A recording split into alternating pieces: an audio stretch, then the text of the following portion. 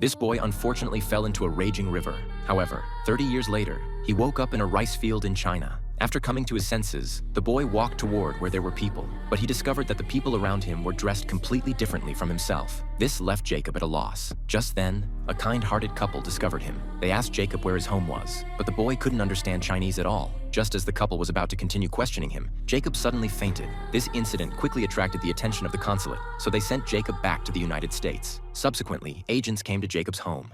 Did your son go missing, sir? I haven't. My son died 32 years ago. The old man didn't believe what the agent said at all, but when he looked at the boy, he froze. Daddy!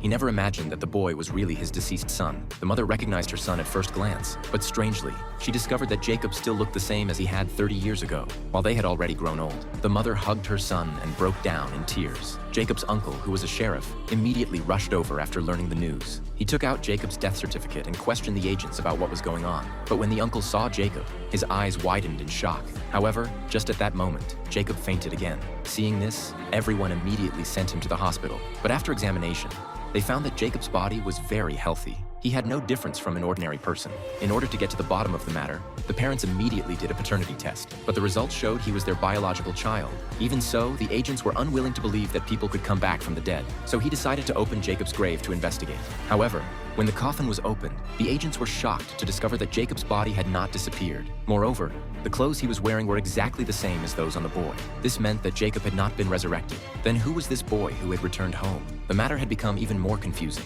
However, the bizarre events didn't end there. The next evening, another revived person appeared in the town. Dad. The agents immediately rushed over to question him, but the man stated that he only retained the memories from before his death. Seeing this, the agents could only leave for now. However, what he didn't know was that the man before him was actually hiding a secret that had been buried for many years.